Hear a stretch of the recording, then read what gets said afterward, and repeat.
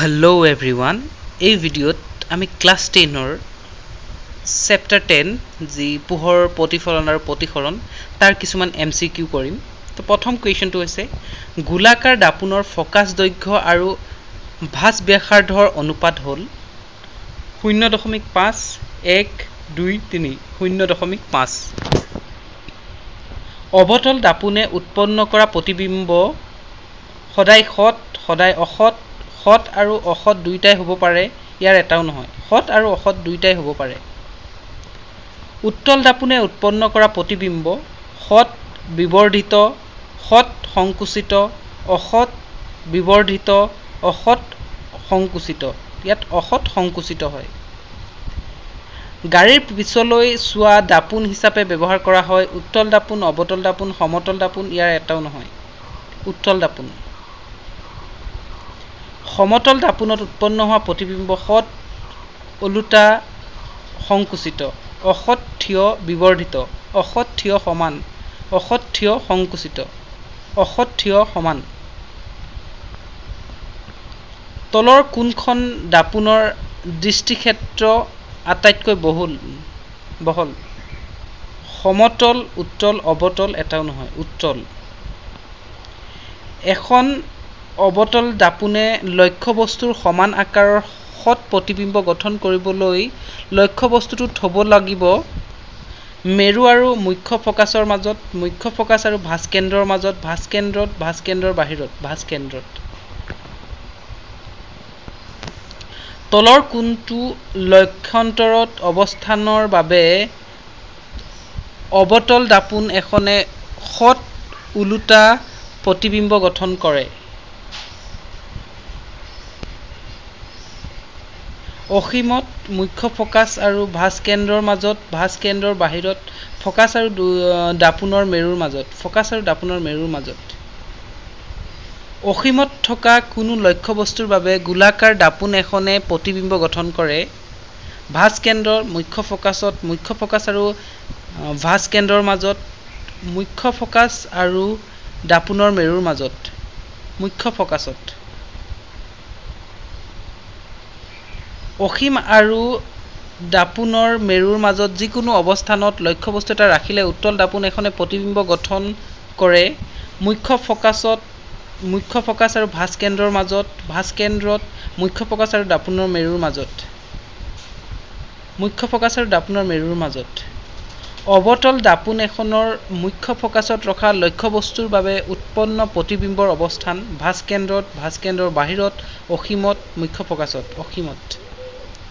অবতল দাপোন এখনৰ ভাঁজ কেন্দ্ৰত ৰখা লক্ষ্যবস্তুৰ বাবে উৎপন্ন প্ৰতিবিম্বৰ স্থান ভাঁজ কেন্দ্ৰ, অসীম, মুখ্য ফকাছ, ভাঁজ কেন্দ্ৰৰ বাহিৰত, ভাঁজ কেন্দ্ৰ।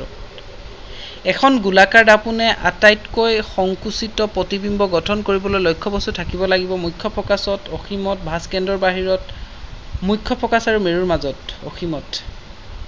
এখন অবতল দাপোনত আটাইতকৈ বিবৰ্ধিত প্ৰতিবিম্ব পাবলৈ লক্ষ্যবস্তু ৰাখিব লাগিব অসীমত, ভাঁজ কেন্দ্ৰত, ভাঁজ কেন্দ্ৰ আৰু মুখ্য ফকাছৰ মাজত, মুখ্য ফকাছত, মুখ্য ফকাছত। উত্তল লেন্সত উৎপন্ন প্ৰতিবিম্ব সদায় সৎ সদায় অসৎ, সৎ আৰু অসৎ দুইটাই হ'ব পাৰে।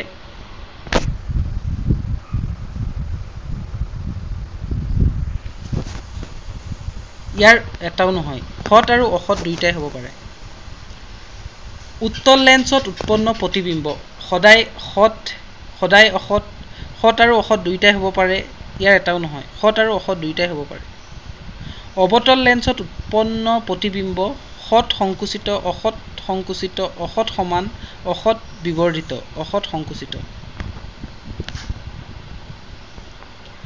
উত্তল লেন্স এখন ব্যৱহাৰ কৰি লক্ষ্যবস্তুৰ এটা অসৎ থিয় আৰু বিবৰ্ধিত প্ৰতিবিম্ব পাবলৈ চেষ্টা কৰা হ'ল। লক্ষ্যবস্তুটো থ'ব লাগিব অসীমত, মুখ্য ফকাছত 2f দূৰত্বত, মুখ্য ফকাছ f আৰু আলোক কেন্দ্ৰ I ৰ মাজত, মুখ্য ফকাছ f আৰু আলোক কেন্দ্ৰ I ৰ মাজত। এখন উত্তল লেন্স সৎ ওলোটা আৰু বিবৰ্ধিত প্ৰতিবিম্ব গঠন কৰি লক্ষ্যবস্তুৰ অৱস্থান হ'ব মুখ্য ফকাছ fত, f আৰু 2f ৰ মাজত, 2fত 2f আৰু 2f এৰ বাহিৰত 2f আৰু 2f আৰু 2f ৰ মাজত এখন উত্তল লেন্স উৎপন্ন কৰা এটা সৎ প্ৰতিবিম্বৰ ক্ষেত্ৰত তলৰ কোনটো উক্তি সত্য ই থিয় ই লেন্সৰ লক্ষ্যবস্তু থকা ফালে আছে লক্ষ্যবস্তুতকৈ সৰু ই ওলোটা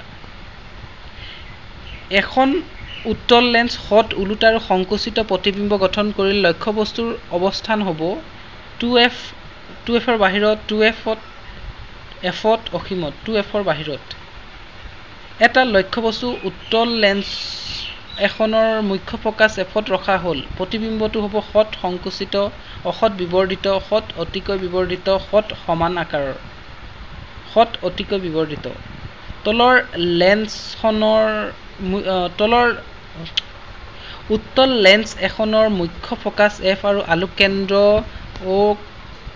ওৰ মাজত লক্ষ্যবস্তু এটা ৰখা হৈছে উৎপন্ন হোৱা প্ৰতিবিম্বটো হ'ব সৎ সংকুচিত অসৎ অসংকুচিত সৎ বিবৰ্ধিত অসৎ বিবৰ্ধিত অসীম আৰু আলোক কেন্দ্ৰৰ মাজত লক্ষ্যবস্তু এটা ৰাখিলে অৱতল লেন্স এখনে উৎপন্ন কৰা প্ৰতিবিম্বৰ অৱস্থান হ'ব মুখ্য ফোকাস f-ত অসীমত মুখ্য ফোকাস f আৰু আলোক কেন্দ্ৰ ওৰ মাজত 2f-ত মুখ্য ফোকাস f আৰু আলোক কেন্দ্ৰ i ৰ মাজত উত্তল লেন্স এখনৰ 2f-ত লক্ষ্যবস্তু এটা ৰাখিলে এটা সৎ সমান আকাৰৰ প্ৰতিবিম্ব পোৱা যাব 2f-ত